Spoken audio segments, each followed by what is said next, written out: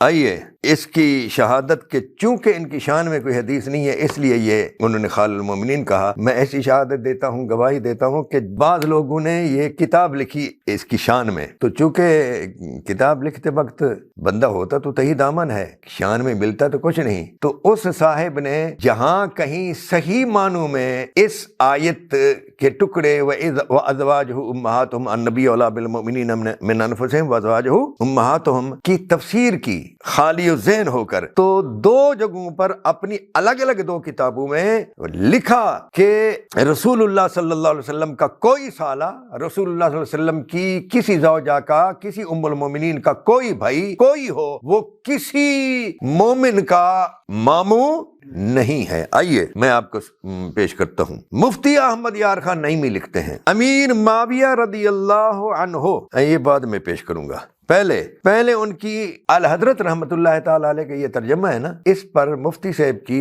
ایک حاشیہ کی صورت میں ایک تفسیری حاشیہ ہے، اس کا نام ہے نور العرفان۔ اس میں وہ لکھتے ہیں کہ لہذا ان کی بیٹیاں، کسی ام المومنین کی بیٹی یعنی امہات المومنین کی بیٹیاں، لہذا ان کی بیٹیاں مسلمانوں کی بہنیں، ام المومنین ماں ہوگی نا تمام مومنوں کی، تو پھر ان کی بیٹیاں جو ہماری بہنیں نہیں، وہ کہتے ہیں لہذا ان کی بیٹیاں مسلمانوں کی بہنیں اور ان کے بھائی مسلمانوں کے ماموں نہیں۔ نور العرفان علی کنز الایمان صفحہ 668۔ موصوف نے اپنی ایک اور کتاب میں لکھا ہے ان یعنی امہات المومنین کہ اہل قرابت یعنی بہن بھائی مسلمانوں کے ماموں یا خالہ قرار نہ پائیں گے، بلکہ ان سے نکاح جائز ہوگا۔ مثلا حضرت عائشہ صدیقہ مسلمانوں کی والدہ ماجدہ ہیں، مگر ان کے بھائی عبد الرحمن مسلمان مردوں اور عورتوں کے ماموں نہیں، اور ان کی بہن حضرت اسماء مسلمانوں کی خالہ، اما عائشہ کی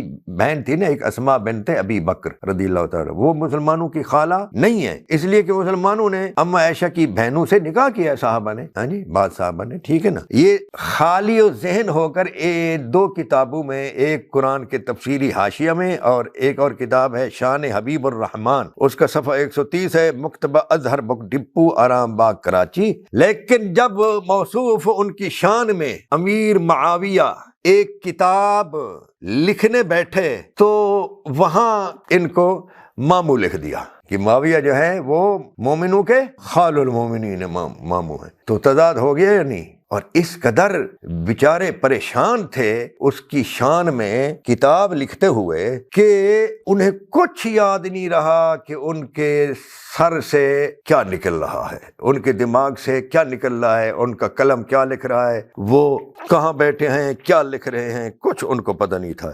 چنانچہ میں آپ کو ایک آدھ مثال پیش کر دیتا ہوں۔ ایک جگہ پر وہ لکھتے ہیں کہ امیر معاویہ نے یزید کو وصیت کی۔ اب دیکھیں شیخ الحدیث والتفسیر حکیم الامت مفتی احمد یار خان نعیمی کیا لکھ رہے ہیں۔ جب امیر معاویہ رضی اللہ عنہ کا وقت وفات قریب آیا تو یزید نے پوچھا کہ ابا جان آپ کے بعد خلیفہ کون ہوگا؟ تو آپ نے کہا کہ خلیفہ تو ہی بنے گا، مگر جو کچھ میں کہتا ہوں اسے غور سے سن۔ کوئی کام امام حسین رضی اللہ عنہ کے مشورہ کے بغیر نہ کرنا۔ آگے قوسین میں بریکٹ میں ہے، یعنی وہ تیرے وزیر اعظم ہیں، انہیں کھلائے بغیر نہ کھانا، انہیں پلائے بغیر نہ پینا، سب سے پہلے ان پر خرچ کرنا، پھر کسی اور پر، پہلے انہیں پہنانا پھر خود پہننا۔ میں تجھے امام حسین رضی اللہ عنہ، ان کے گھر والوں، ان کے کنبے، بلکہ سارے بنی ہاشم کے لیے اچھے سلوک کی وصیت کرتا ہوں۔ اے بیٹے، خلافت میں ہمارا حق نہیں، وہ امام حسین رضی اللہ عنہ، ان کے والد اور ان کے اہل بیت کا حق ہے، تو چند روز خلیفہ رہنا، پھر جب امام حسین رضی اللہ عنہ پورے کمال کو پہنچ جائیں تو پھر وہ ہی خلیفہ ہوں گے یا جسے وہ چاہیں، تاکہ خلافت اپنی جگہ پہنچ جائے۔ ہم سب امام حسین رضی اللہ عنہ اور ان کے نانا کے غلام ہیں، انہیں ناراض نہ کرنا، ورنہ تجھ پر اللہ و رسول صلی اللہ علیہ وسلم ناراض ہوں گے، اور پھر تیری شفاعت کون کرے گا؟ یہ وصیت یزید کو ہو رہی ہے، اور اس میں ہے کہ جب وہ کمال کو پہنچیں امام حسین تو پھر یہ ان کے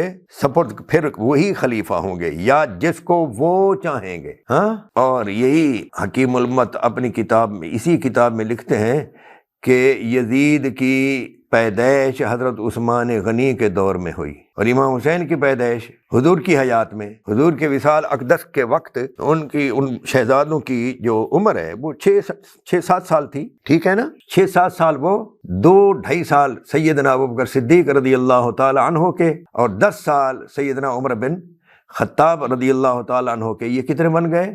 وہ 6 سال ہی لو، 7 نہیں لو حضور کی حیات میں حسنین کریمین علیہ السلام کے. تو 6 اور 10 16 اور حضرت سیدنا ابوبکر صدیق رضی اللہ تعالیٰ عنہ کے 2.5 سال، چلے 2 سال لکھ لیں، 18 سال سیدنا امام حسین یزید ملعون سے عمر میں بڑے ہیں. اور موصوف لکھ رہے ہیں کہ معاویہ وصیت کر رہا تھا اپنے بیٹے کو کہ جب وہ کمال کو پہنچے تو پھر خلیفہ وہی ہوں گے یا جس کو وہ چاہیں گے. یعنی ہمارے علماء اس قدر تہی دامن ہیں. بھائی یہ تو مفتی احمد یار خان نعیمی ہے بعد کے آدمی. آپ دیکھیں امام احمد رضا خان حنفی رحمۃ اللہ علیہ جو ہیں، انہوں نے ان کی شان میں ایک مجہول شاعر کا شعر نقل کر کے ان کا دفاع کیا ہے. وَمَن يَكُنْ يَطْعَنُ فِي مُعَاوِيَةَ فَذَلِكَ كَلْبٌ مِّن كِلَابِ الْحَاوِيَةِ. اور اس شعر کا شاعر کا نام بھی معلوم نہیں ہے، مجہول شعر ہے. نسیم الریاض میں امام خفاجی حنفی رحمۃ اللہ تعالی علیہ نے نقل کر دیا ہے، ان سے بھی غلطی ہو گئی ہے، کہ شاعر نے کہا کہ جس نے معاویہ کے بارے میں طعن کیا تو وہ جہنم کے کتوں میں سے ایک کتا ہے. اعلی حضرت اتنا بڑا آدمی جو ہے، انہوں نے اس شعر کو نقل کر دیا منوان اور اس کو وہ بنا دیا ان کی شان میں. او بھائی، اگر کوئی تان کرے تو تان کرنا ایک جرم ہے اور جرم پر ایک عذاب ہوتا ہے. ٹھیک ہے نا؟ تو جرم جیسا بھی حضرت ابوبکر صدیق رضی اللہ تعالیٰ عنہ کو کوئی برا کہے، مولا علی کو کوئی برا کہے، خلفاء راشدین میں سے کوئی کسی کو برا کہے، کسی کو بھی کوئی برا کہے، تو اس کی جو سزا ہے، وہ جہنم کا کتا ہو یا دنیا کا کتا ہو یا کوئی کتا ہو، تو وہ سزا بیان کرنا جو ہے شاعر کا اختیار نہیں ہے. جرم کی سزا بیان کرنا اللہ اور اس کے رسول کا کام ہے. اچھے عمل کی جزا اور ثواب بیان کرنا اللہ اور اس کے.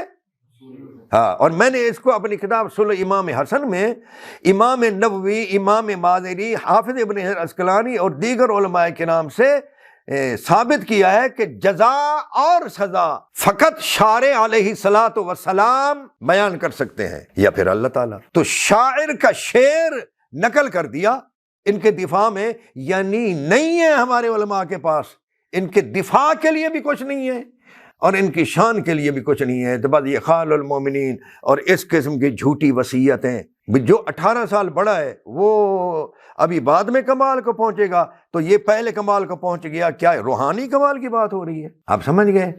تو یہ آپ غور کریں ذرا کہ ہمارے اہل سنت کس قدر زیادتی کرتے ہیں، ہاں جی، اور کس قدر وہ خالی و ذہن ہیں اور تہی دست ہیں، تہی داماں ہیں. اللہ تبارک و تعالی ہمارے حال پر رحم فرمائے. اس کے ساتھ ساتھ میں یہ بھی عرض کرتا چلوں کہ بعض لوگ جو ہے وہ بغلیں بجا بجا کر کہتے ہیں کہ جی ان کی شان میں تو آؤ جی میں فتح کی بات بتاؤں. ان کی شان میں تو بخاری میں ایک حدیث آئی ہے، اول جیش من امتی. جناب علی، یہ سند کے لحاظ سے جتنا بھی مضبوط ہو اور بخاری میں آئی ہے، یہ ان کی شان میں ثابت نہیں کی جا سکتی. یہ سارے دمشقی ہمسی راوی ہیں، اور اگر کوئی شخص اس کو ثابت کرنا بھی چاہے تو یہ حضرت عثمان غنی کے دور میں یہ ایک جیش جو ہے، پہلا جیش یغزون البحر، جس نے سمندری غزوہ کیا تھا، تو یہ کوئی 27-28 ہجری میں ہے غالباً. میں نے وہ لکھ دیا ہے پوری تو اس کے ساتھ تحقیق کے ساتھ. تو 28 ہجری پہلے، 37 ہجری میں پھر اسی بخاری میں آیا ہے کہ جو حضرت عمار بن یاسر رضی اللہ تعالیٰ عنہ کو باغی گروہ قتل کرے گا، اس باغی گروہ کو عمار بن یاسر رضی اللہ تعالیٰ عنہما جو ہیں جنت کی طرف بلا رہے ہوں گے، اور وہ گروہ ان کو جہنم کی طرف بلا رہا ہوگا. لہذا ماننا ہے بخاری کی حدیث کو تو دونوں کو مانے، اور انجام کار کسی کا معاملہ ہوتا ہے، یعنی انجام کس کا کیسا ہو رہا ہے۔